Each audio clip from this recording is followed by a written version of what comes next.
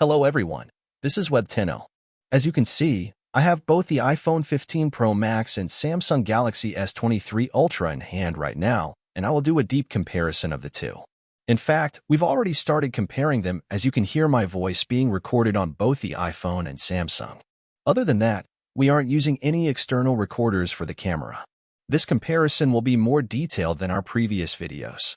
We will do in-depth camera comparisons both at night and during the day, along with our thoughts on design and hardware comparisons.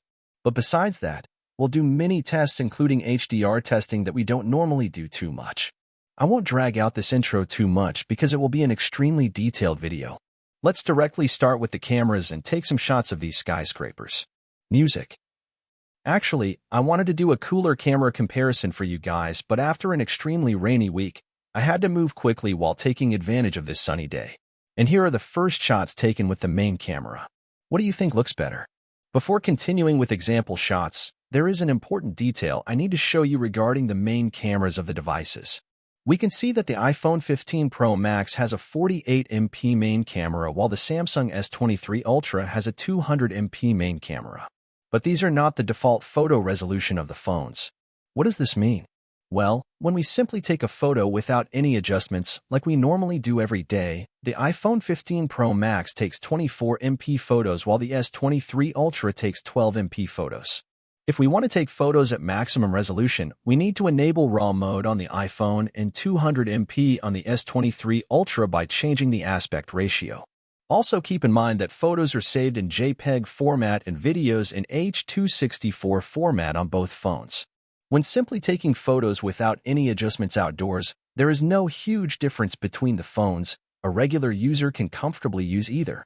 The only thing I noticed is that the S23 Ultra's contrast is higher and colors appear a bit more vibrant. The iPhone uses less contrast, trying not to overexpose shadows. We can see the difference better here. Even the colors on the S23 Ultra are more emphasized, which could be useful when sharing on social media as it requires less editing. But if you like editing more, the photo taken on the iPhone seems more reasonable. This contrast and color vibrancy issue also appears at night. The iPhone gives a more balanced result while yellow tones dominate on the S23 Ultra, making editing more difficult.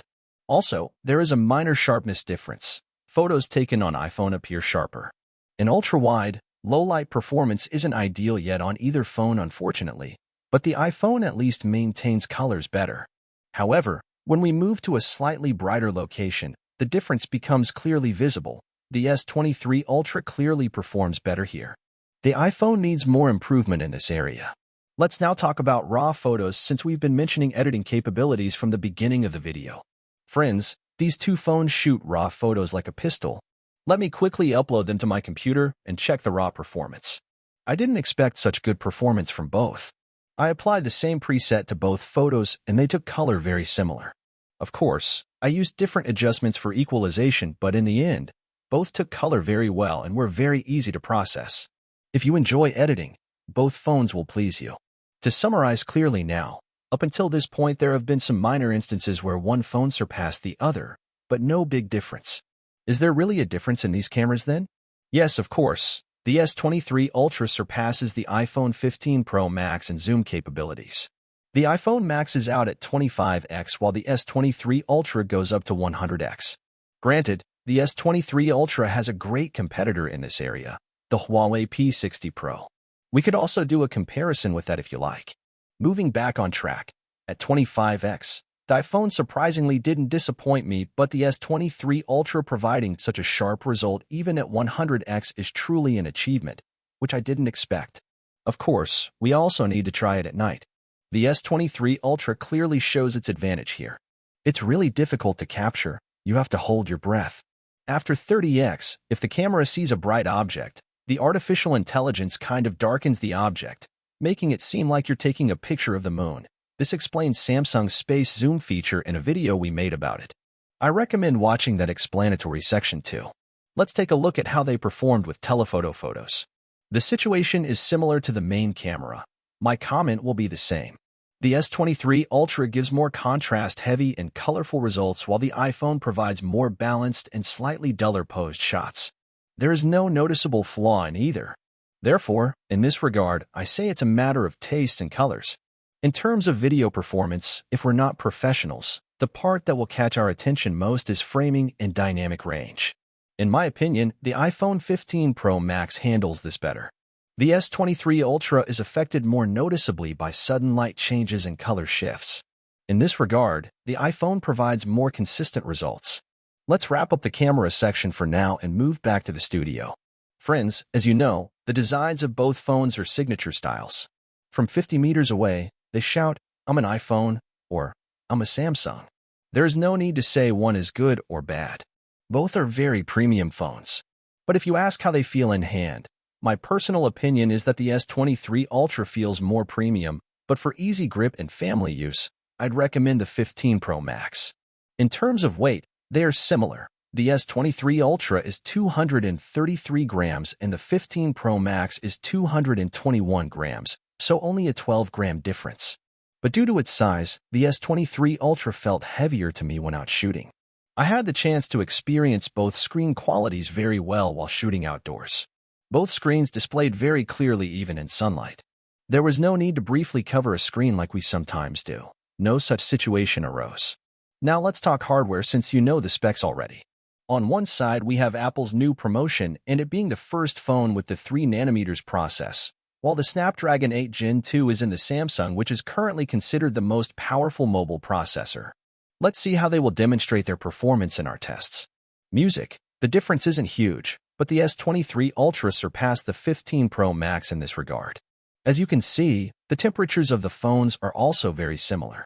Moving on to data transfer tests, you may ask why this is relevant for a video test.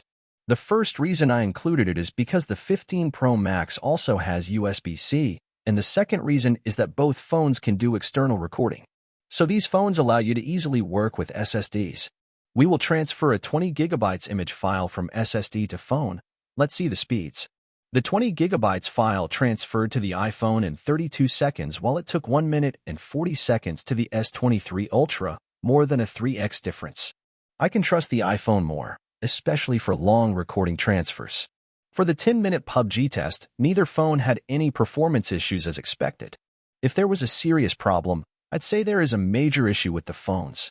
But since they are both flagship devices, they shouldn't have issues running PUBG.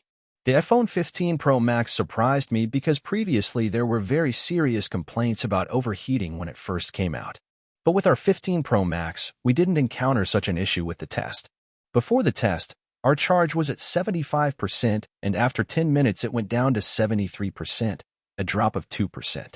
On the Samsung it went from 72% to 70%, also a 2% drop. They tied in this regard. However, there was a temperature difference. The iPhone went from 27.6 to 30.1 degrees Celsius, a rise of 2.5 degrees.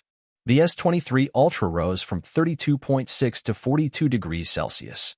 An important difference is that S23 Ultra does not have features like ProRes and log recording, but let's not undermine it. After all, the real competitor for 15 Pro Max will be S24 Ultra. I won't delve into log recording in this video. That topic deserves its own separate video. Moving to the front camera, aside from the obvious tone difference you see here, I think the photos are almost identical. But let's also check with light in front. For some reason, the 15 Pro Max failed to properly expose this shot. I checked a screen recording as well just to make sure it wasn't a momentary glitch, but unfortunately, it wasn't focused clearly on my face. But the S23 Ultra did better in this lighting.